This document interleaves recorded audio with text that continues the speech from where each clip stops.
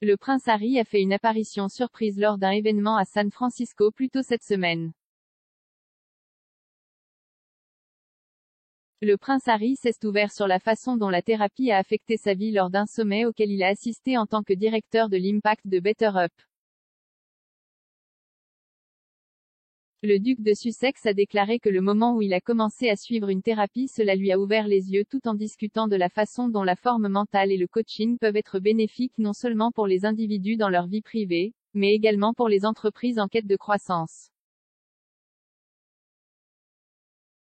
Participant au Master of Scale Summit aux côtés du cofondateur et PDG de la société de santé mentale et de coaching Better Up, Alexis Robixo, Harry a également déclaré: je traversais la vie en pensant qu'Y avait qu'une seule façon de vivre et la thérapie a fait éclater cette bulle.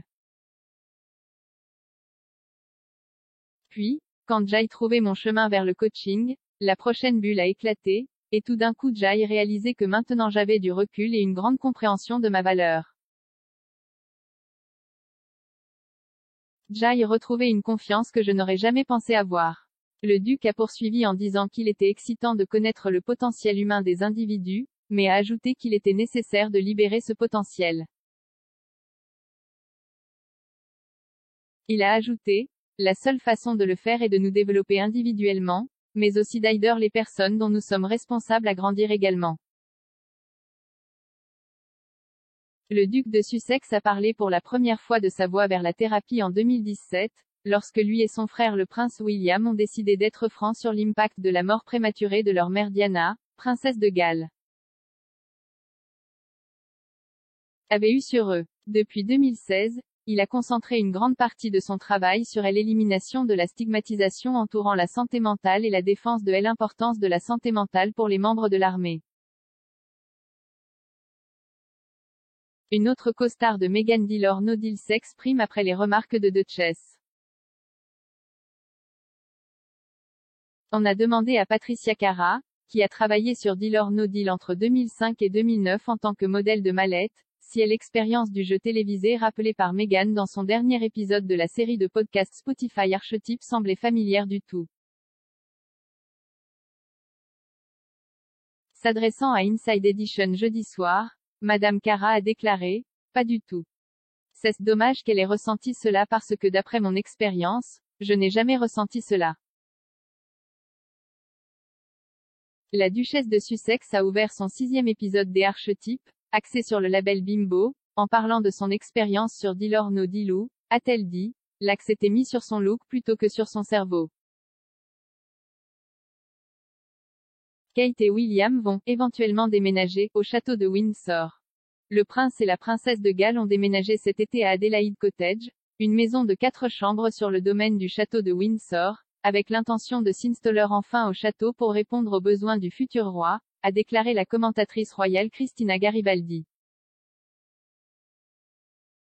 S'adressant à Royalius, Madame Garibaldi a déclaré: il semble que William et Kate vivront au château de Windsor. Selon le Royal Collection Trust, 40 monarques ont élu domicile au château de Windsor depuis sa construction par Guillaume le Conquérant au XIe siècle. Je pense que nous pensions qu'ils finiraient par emménager au château de Windsor depuis qu'ils ont récemment déménagé à Windsor et qu'ils s'enracinent vraiment en tant que famille là-bas. Adelaide Cottage est beaucoup plus petit que Kensington Palace, la résidence londonienne dans laquelle Kate et William et leurs enfants ont vécu ces dernières années. Madame Garibaldi a ajouté: ce n'est pas vraiment assez grand pour ce dont un futur roi pourrait théoriquement avoir besoin. Il y avait certainement des rumeurs et des indices selon lesquels Adelaide Cottage était un point d'arrêt jusqu'à ce qu'il emménage dans le château de Windsor, mais je ne pense pas qu'il le ferait avant que la reine ne soit décédée, ce qu'elle a maintenant. Je ne pense pas que nous verrons ce déménagement très rapidement. Je pense que leurs enfants ont eu une nouvelle année scolaire si tumultueuse, je pense que le déménagement est inévitable. La période difficile de William et Harry alors que The Crown revient. Le prince William et le prince Harry sont prêts pour un visionnage inconfortable de la 5e série de The Crown, a affirmé un expert royal. La dernière saison de la série à succès de Netflix présentera une version dramatisée des événements liés à la famille royale qui se sont produits tout au long des années 1990. Katie Nicholl, la rédactrice royale de Vanity Fair, a déclaré à E! Je pense que cette série va être un visionnage assez inconfortable, pas seulement pour Queen consort Camilla et King Charles mais aussi pour William et Harry. Les scènes menant à la mort de leur mère vont être très inconfortables pour eux. Elle a ajouté, c'est une période qu'ils ont dû vivre si publiquement. Nous avons entendu Harry parler de l'impact très réel que cela a eu sur sa vie, et William aussi.